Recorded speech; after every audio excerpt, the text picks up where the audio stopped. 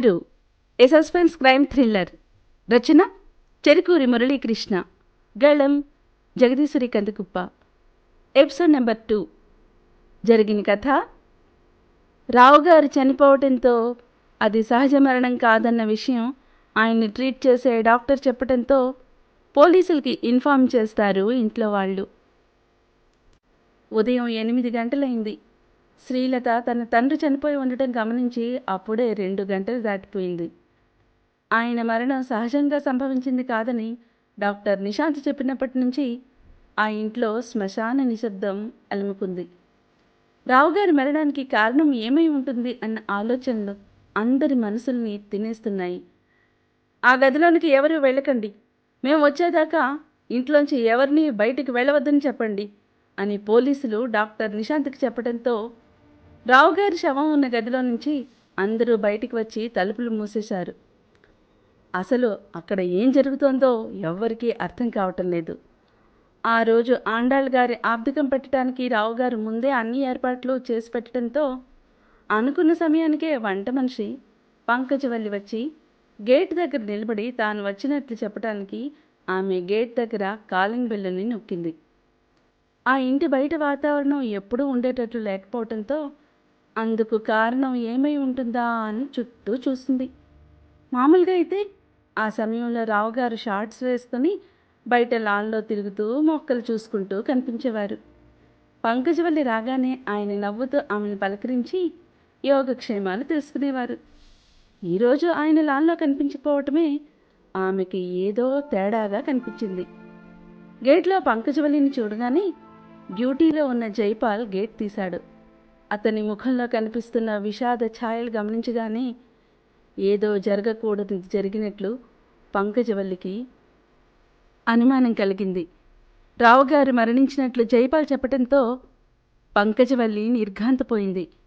గత 20 సంవత్సరాలుగా ఆ ఇంట్లో ప్రతి కార్యానికి ఆవిడ వచ్చి వంట చేస్తూనే ఉంది.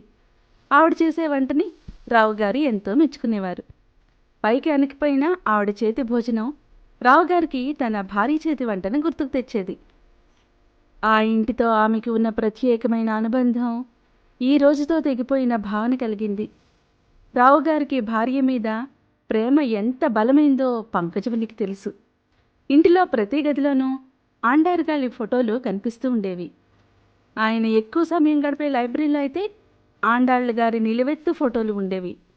రావుగారికి సాంప్రదాయం మీద ఎంత అభిమానం ఉందో కూడా పంకజవల్లికి బాగా తెలుసు. భార్య జ్ఞాపకాల్ని మర్చిపోకుండా ఆయన ప్రతి సంవత్సరం ఎంతో శాస్త్రీయంగా ఆవిడకి ఆబ్దికం పెడుతూనే ఉన్నారు. ఇన్నాళ్లలోనూ ఆయన పెద్ద కొడుకు భవానీశంకర్ పేరు వినటమే కానీ పంకజవల్లి ఎప్పుడూ అతన్ని ఆ ఇంట్లో చూడలేదు. అతడికి రావుగారికి సయోధ్య లేదు. రేపు ఆయన పోయినప్పుడన్నా వస్తాడో రాడో. కోడలు చాలా గయ్యాళి. ఆమె పెట్టే పోరు పడలేకే రావుగారి భార్య చనిపోయారు. ఇలాంటి విషయాలన్నీ ఆమె నెమ్మదిగా తెలుసుకొని రావుగారి మీద జాలిపడుతూ ఉండేది. ఎంత ఆస్తి ఉంటే ఏం లాభం, మనసుకి శాంతి లేకపోతే జీవితం దుర్లభమే అని పంకజవల్లి అనుకునేది. ఈసారి ఆబ్దికానికి వంటలు చేయటానికి రమ్మని పిలిచినప్పుడు ఆవిడికి ఆయన స్వరంలో మామూలు కంటే ఉత్సాహం వినిపించడం పంకజవల్లికి ఆశ్చర్యం కలిగించింది. అదే మాట ఆవిడ అడిగినప్పుడు చాలా కాలం తర్వాత నా కొడుకు భార్యతో పాటు ఇంటికి వచ్చాడు. నా పెద్ద కూతురు కూడా తల్లి ఆబ్దికం సమయానికి వస్తానని చెప్పింది అని రావుగారు ఎంతో సంతోషంతో చెప్పటం ఆమెకు గుర్తుకు వచ్చి ఆయన హఠాత్ మరణానికి పంకజవల్లి ఎంతో బాధపడింది. ఈ సమయంలో ఇక్కడ ఉండాలా, వెళ్ళిపోవాలా? పంకజవల్లికి అర్థం కాలేదు. రావుగారే లేరు కాబట్టి ఆబ్దికం జరగదు. వంట చేయడానికి రావుగారు ముందుగానే ఆవిడికి కొంత డబ్బు అడ్వాన్స్గా పంపించారు. ఆ డబ్బు వెనక్కి ఇవ్వడానికి పంకజవల్లికి మనసు రావటం లేదు. ఆవిడికి ఆర్థికంగా ఎన్నో అవసరాలు ఉన్నాయి మరి, కాబట్టి ఆ డబ్బు వెనక్కి ఇవ్వడం కూడా సాధ్యపడదు. రావుగారు చిన్నమ్మాయి ఎక్కడ ఉన్నారు? ఆవిడకి నేను వచ్చినట్టు చెప్పు. ఇంత దూరం ఎలాగే వచ్చాను కదా, ఒక్కసారి రావుగారి భౌతిక కాయాన్ని చూసి వెళ్ళిపోతాను అని పంకజవల్లి జైపాల్కి చెప్పింది. జైపాల్ ఇంట్లోకి ఫోన్ చేసి వంట చేయటానికి వంట మనిషి వచ్చినట్లు కబురు పంపించాడు. రావుగారు లేరు కాబట్టి ఇప్పుడు ఇంట్లో నిర్ణయాలు ఎవరు తీసుకోవాలి? ఇన్ని సంవత్సరాలుగా రావుగారితో పాటు ఆ ఇంట్లోనే ఉంటున్న చిన్న కూతురు శ్రీలత నిర్ణయం తీసుకోవాలా? ఇంటి పెద్ద కొడుకుగా భవానీశంకర్ ఆ బాధ్యతలు తీసుకోవాలా? ఎవ్వరూ బయటపడకపోయినా ఈ సందేహం ఆ ఇంట్లో అందరి మనసుల్లోనూ మెదులుతోంది. విషయం తెలుసుకున్న భవానీశంకర్ హాల్లోంచి బయటకు నడుస్తుంటే అతడి చెల్లెలు శ్రీలత కూడా వెనకాలే వచ్చింది. పంకజవల్లి తన తల్లి ఆర్థికం నిమిత్తం వంట కోసం వచ్చినట్లు భవానీశంకర్కి తెలుసు. కాబట్టి తండ్రి మరణించినట్టు మాత్రమే ఆవిడకి చెప్పాడు. ఆయన మరణంలో ఉన్న అనుమానాల గురించి కానీ, ఇంటికి పోలీసులు వస్తున్నారన్న విషయం కానీ ఆవిడకి చెప్పలేదు. మీరు వంటలు చేస్తే మా అమ్మ చేతి వంట గుర్తుకు వస్తుందని నాన్నగారు నాతో అన్నారు. దురదృష్టవశాత్తు ఆయన కాలం చేశారు. ఇప్పుడు మా అమ్మగారి ఆర్థికం కార్యక్రమం లేకపోయినా ఇంటికి చాలామంది చుట్టాలు వచ్చే అవకాశం ఉంది కదా. ఈ 10 రోజులు మా ఇంట్లోనే ఉండి వంటలు చేస్తారా అని భవానీశంకర్ పంకజవల్లిని అడిగాడు. ప్రస్తుతం ఇంటి బాధ్యతలన్నీ శ్రీలత చూసుకుంటున్నప్పుడు ఈ బాధ్యతని తన నెత్తిమీద వేసుకోవటం అంత మర్యాదగా ఉండదని అతడికి అనిపించి చెల్లెలి వైపు తిరిగి, ఏమంటావు లత అని అతడు చెల్లెలి సలహా అడిగాడు. తన అన్నయ్య ముందుకు వచ్చి అప్పటికప్పుడు ఇలాంటి నిర్ణయాలు తీసుకోవటం శ్రీలతకి ఏమాత్రం నచ్చట్లేదు. ఇంతకాలం ఆ ఇంటి మీద ఆమెకే పూర్తి అధికారం ఉంది. ఇప్పుడు అకస్మాత్తుగా అన్నగారు రావటం, ఇంటి పగ్గాలు తన చేతిలోకి తీసుకోవటం ఆమెకు మింగుడు పడటం లేదు. కానీ తండ్రి మరణం సహజంగా జరిగింది కాదని డాక్టర్ చెప్పటం ఎన్నో చిక్కులకు దారితీసేలా ఉందని ఆమెకు అర్థమవుతోంది. ఇలాంటి పరిస్థితుల్లో వచ్చేపోయే వాళ్ళకి భోజనాలు ఏర్పాట్లు చేయటం ఎంతో కష్టం. వంట మనిషి ఇంట్లో ఉంటే సమయానికి భోజనాలు సమకూర్చడం జరుగుతుంది అనే అభిప్రాయంతో ఆమె అన్నగారి నిర్ణయానికి తల ఊపింది. ఆవిడతో పేమెంట్ వివరాలు మాట్లాడటం అన్నగారికి అప్పచెప్పి శ్రీలత పక్కకి తప్పుకుంది. 10 రోజుల పాటు 3 పూటలా వంట చేయటానికి ఎంత తీసుకుంటుందో భవానీశంకర్ ఆవిడనే అడిగాడు. ఆవిడ అడిగిన జీతం ఎక్కువ తక్కువ అన్న మాట పక్కన పెడితే పంకజవల్లి మాట తీరు, అణుకుతనం భవానీశంకర్కి ఎంతో నచ్చాయి. ఆవిడ అడిగిన అమౌంట్ ఇవ్వడానికి ఒప్పుకున్న భవానీశంకర్ ఆమెను లోనికి వెళ్ళి వంట పని చూసుకోమన్నాడు. ఈ కాఫీ ఇంత చండాలంగా ఉందేంటి? మీకు అసలు కాఫీ పెట్టడం వచ్చా అంటూ శ్రీప్రియ ఉరమణ పిడుగులా వచ్చి పంకజవల్లితో దెబ్బలాటకు దిగింది. శ్రీప్రియకి మామగారింటికి రావటం, ఇక్కడ ఇన్ని రోజులు ఉండటం అస్సలు ఇష్టం లేదు. పెళ్ళైన కొత్తలో ఆమె భర్తతో పాటు అత్తగారింటిలో కొంతకాలం ఉంది. కానీ అప్పుడే ఆమె నాన్న అల్లరి పెట్టి భర్తతో పాటు ముంబై వెళ్ళిపోయింది. అక్కడికి వెళ్ళాక ఆమె 20 సంవత్సరాల పాటు భవానీశంకర్ని తండ్రి ముఖం చూడకుండా ఆపగలిగింది. తండ్రి అంటే అతని మనసులో విముఖతను రెచ్చగొట్టగలిగింది. అత్తగారు చనిపోయినప్పుడు మాత్రం భవానీశంకర్తో పాటు కొద్ది రోజులు వచ్చి ఉంది. అప్పుడు ఆస్తి పంపకాల మీద గొడవలు రావటంతో ఆ ఇంటితో ఉన్న సంబంధాన్ని వాళ్ళు శాశ్వతంగా తెంచేసుకున్నారు. మామగారిని చూసినా చూడకపోయినా ఆయన పోయిన తర్వాత ఎటు ఆస్తిలో తమకి న్యాయంగా రావాల్సిన వాటాని ముక్కుపిండి రాబట్టుకోగలమని ఆమె తల్లిదండ్రులు ధైర్యం చెప్పటంతో ఆమె వాళ్ళు చెప్పినట్టల్లా ఆడడం మొదలెట్టింది. భవానీశంకర్ తన ఇంటిలో ఏ శుభకార్యం జరిగినా తన తండ్రికి తెలియచేయలేదు. అత్తమామలే ముందుండి ఆ ఇంట్లో అన్ని శుభకార్యాలు జరిపించడం జరిగేది. శ్రీప్రియకి తన తల్లిదండ్రుల మాటే వేదవాక్కు. అందుకు భవానీశంకర్ ఎప్పుడూ అడ్డు చెప్పలేదు. ఇంటిలో ప్రశాంతంగా ఉంటే చాలు అనుకుని భార్య ఎలా ప్రవర్తించినా పట్టించుకునేవాడు కాదు. ఆమె చేసే ఎమోషనల్ బ్లాక్మెయిలింగ్ తట్టుకోవటం కంటే ఎదురు చెప్పకుండా సర్దుకుపోవటమే మంచిదని మౌనంగా ఉండటం అలవాటు చేసుకున్నాడు. ఏ రోజైతే గోపాలరావు ముంబై వచ్చి మాట్లాడారో ఆ రోజు నుంచి భవానీశంకర్ని కంట్రోల్ చేయటం శ్రీప్రియ వల్ల కాలేదు. ఇంతకాలం తండ్రి మీద తనకున్న ప్రేమను మనసులోనే దాచుకున్న భవానీశంకర్ హైదరాబాద్ వెళ్ళి ఆయన్ని చూడటానికి ఎంతగానో తాపత్రయపడిపోయాడు. ఈసారి శ్రీప్రియ మాటని ఎదిరించైనా సరే తండ్రి కోసం అక్కడికి వెళ్ళడానికి నిర్ణయించుకున్నాడు.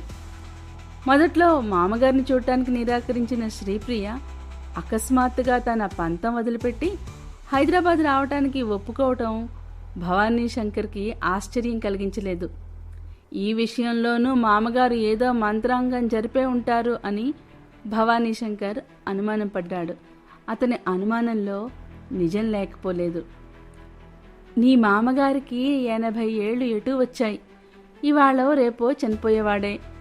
ఇప్పుడు నువ్వు జాగ్రత్త పడకపోతే ఆస్తి మొత్తం నీ చిన్న ఆడపడుచు తన్నుకుపోతుంది. ఆ కుటుంబం ఇప్పటికే మీ మామగారి ఇంటిలో తిష్టవేసి ఉంది. మీరు ఒకసారి ఆ ఇంటికి వెళ్ళి ఆ ముసలాడి మనసులో ఏముందో తెలుసుకోవచ్చు అని తండ్రి చెప్పిన మాటలకి శ్రీప్రియ హైదరాబాద్ రావడానికి ఒప్పుకుంది. శ్రీప్రియ తండ్రికి రావుగారంటే ఎంత అసహ్యమో తండ్రి కూతురు మాట్లాడే మాటలు విన్నవాళ్ళ అందరికీ ఇట్టే అర్థమైపోతుంది. తన స్వశక్తితో కోట్లు సంపాదించిన రావుగారికి శ్రీప్రియ తండ్రి ఏ విషయంలోనూ తూగకపోయినా రావుగారిని తిట్టి తన మనసులోని ఇన్ఫీరియారిటీ కాంప్లెక్స్ని కప్పిపుచ్చుకునేందుకు ప్రయత్నించడం అతనికి అలవాటు. అందుకే భవానీ శంకర్కి మామగారంటే ఏమాత్రం గౌరవం లేదు. ఆ మాట బయటికంటే శ్రీప్రియ చేసే రచ్చ తట్టుకోలేక అతను మామగారిని ఇగ్నోర్ చేయటమే నేర్చుకున్నాడు. అంతకు మించి ఏం చేయగలడు? మా నాన్న మన ఇంటికి ఎంతో చేస్తున్నా నువ్వు ఆయనకి విలువ ఇవ్వవు, అందుకే నాకు కూడా మీ నాన్నకి విలువ ఇవ్వబుద్ధి కాదు అని శ్రీప్రియ అప్పుడప్పుడు తన కోపాన్ని భర్త దగ్గర వ్యక్తపరుస్తూనే ఉంటుంది. మీ మామగారి ఆస్తిలో మీకు న్యాయంగా వాటా ఉంది, దాన్ని చూస్తూ చూస్తూ వదులుకుంటామా? ఓసారి వెళ్ళిరా అని తల్లి కూడా చెప్పడంతో శ్రీప్రియ అయిష్టంగానే హైదరాబాద్ రావడానికి ఒప్పుకుంది. హైదరాబాద్ వచ్చినప్పటి నుంచి ఆ ఇంట్లో శ్రీలత చెలాయిస్తున్న అధికారం చూసి శ్రీప్రియకి అసూయతో ఒళ్ళు రగిలిపోతోంది. రావుగారు ప్రతి చిన్న విషయానికి శ్రీలత సలహా తీసుకోవటం, ఆమె చెప్పినట్లు మాత్రమే చేస్తూ ఉండటం కూడా శ్రీప్రియ కోపానికి కారణమైంది. ఆ కోపం ఎవరి మీద తీర్చుకోవాలో తెలియక వంట మనిషి మీద దాష్టీకం చలాయించిపోయింది. 10 ఏళ్లలో వంట చేసుకుని బతికే మనిషి అవటంతో పంకజవల్లి ఇలాంటి వాళ్ళని ఎంతో మందిని చూసి రాటుదెళ్ళిపోయింది. పైకి నెమ్మదిగా కనపడుతున్నా పంకజవల్లి మాట తీరు చాలా కటువుగా ఉంటుంది. ఆ విషయం శ్రీప్రియకి తెలియదు. నేను పెట్టిన కాఫీ నచ్చకపోతే స్టవ్ దగ్గర పాలున్నాయి, కప్బోర్డ్లో కాఫీ పొడి ఉంది, మీకు నచ్చినట్టుగా మీరే పెట్టుకోండి, అంతేకాని నా మీద అరవకండి అంటూ కస్సున లేచింది. ఇంతకాలం మామగారి మొహం కూడా చూడని ఈ శ్రీప్రియ ఈ రోజున ఇలా గొడవకి దిగడం పంకజవల్లికి మింగుడు పడలేదు. ఇన్ని సంవత్సరాల తర్వాత అకస్మాత్తుగా వచ్చిన శ్రీప్రియ ఏదో విషయంలో గొడవకి దిగడం వల్లే రావుగారు ఇంత సడన్గా చనిపోయి ఉంటారని పంకజవల్లికి అనుమానం కలిగింది. ఆ కోపం కూడా మనసులో ఉండటం మూలాన ఒక్కసారిగా శ్రీప్రియ మీద ఎదురు తిరిగింది. ఇద్దరి మధ్య మాటామాటా పెరగటంతో ఆ గొడవ హాల్లో కూర్చున్న వాళ్ల చెవిలో పడింది. వంటగదిలో ఏం జరుగుతుందో చూడటానికి శ్రీలత పరుగు పరుగున అక్కడికి వచ్చింది. వదినగారు పంకజవల్లితో గొడవకి దిగటం చూసి శ్రీలతలో కంగారు మొదలైంది. ఆవిడికి కోపం వచ్చి వంట చేయనని వెళ్ళిపోతే ఇంతమందికి వంట ఎవరు చేస్తారు? శ్రీలతకి భయం పట్టుకుంది. వదినా, ఆవిడతో నీకెందుకు? ఆవిడికి కోపం వచ్చి వంట మానేసి వెళ్ళిపోతే ఇక్కడ పనంతా ఎవరు చేస్తారు అంటూ శ్రీలత వదినగారిని విసుక్కుంది. ఇంతకాలం ఏకచక్రాధిపత్యంగా ఆ ఇంట్లో మెలిగిన శ్రీలతకి ఇప్పుడు అన్నా వదిన వచ్చి ఇలా అధికారం చెలాయించటం అస్సలు నచ్చటం లేదు. అన్నా వదిలిన చోటుగానే తండ్రి కూడా ఒక్కసారిగా మెత్తబడిపోవటంతో శ్రీలత రావుగారితో దెబ్బలాటకు దిగింది కూడా. ఆ ఇద్దరి మధ్య జరుగుతున్న మాటల యుద్ధం హద్దులు దాటేలా ఉండటంతో గోపాలరావు మధ్యలోకి వచ్చి ఇద్దరికీ సర్ది చెప్పారు. అప్పటి నుంచి శ్రీలత అన్నా వదిలిన మీద అక్కసు తీర్చుకోవటానికి సరి అయిన సమయం కోసం ఎదురుచూస్తోంది. ఇప్పుడు సమయం రావటంతో వదిన ఆడబడుచుల మధ్య మాటామాటా పెరిగింది. ఆ గొడవ హాల్లో ఉన్న డాక్టర్ నిశాంత్తో మాట్లాడుతున్న భవానీ శంకర్ చెవిన పట్టంతో అతడు డాక్టర్ వైపు నిస్పృహగా చూసి హడావుడిగా లోపలికి వెళ్ళి భార్యని అక్కడి నుంచి తీసుకువెళ్ళిపోయాడు. ఇంతకాలం వదిన మా నాన్నకి పచ్చి మంచినీళ్ళు కూడా ఇవ్వలేదు. ఇప్పుడు ఆస్తి కోసం వచ్చి ఇంట్లో దాష్టీకం చలాయిస్తోంది. మీరు ఆవిడ మాటల్ని పట్టించుకోకండి, ఈ 10 రోజులు ఉండి నా మాట కొంచెం దక్కించండి అంటూ శ్రీలత పంకజవల్లిని బతిమాలుకుంది. ఏం జరిగిందమ్మా? మీ నాన్నగారు ఇంత సడన్గా ఎలా చనిపోయారు? వారం కిందట కూడా నాతో మాట్లాడారు పంకజవల్లి ఆసక్తిగా అడిగింది. ఆవిడ మాటల్ని వినగానే శ్రీలతకి దుఃఖం పొంగుకు వచ్చేసింది. నాన్నగారు ఎలా చనిపోయారో నాకు కూడా తెలియదండి. పోలీసులు వచ్చేదాకా శవాన్ని కదపొద్దని డాక్టర్ చెప్పారు. పోలీసులు వచ్చాక కానీ నాన్నగారు ఎలా చనిపోయారో తెలీదు అంటూ శ్రీలత దుఃఖంతో అక్కడి నుంచి వెళ్ళిపోయింది. ఆ ఇంటికి పోలీసులు వస్తున్నారని తెలియగానే పంకజవల్లిలో భయం మొదలైంది. రావుగారు ఎలా చనిపోయి ఉంటారు అన్న ఆలోచనలో ఆమెను చుట్టుముట్టాయి. పని మనిషి పంకజంకి పోలీసుల పేరు వినగానే ఎందుకు భయం వేసింది? రావుగారి చావు వెనకాతల అసలు కారణం ఏంటి? డాక్టర్ నిశాంత్ అనుమానించినట్లే జరుగుతుందా? ఈ ప్రశ్నలన్నిటికీ సమాధానం తెలుసుకోవాలంటే వింటూనే ఉండండి. ఎవరు? మీ తపస్వి ఆడియో స్టోరీస్లో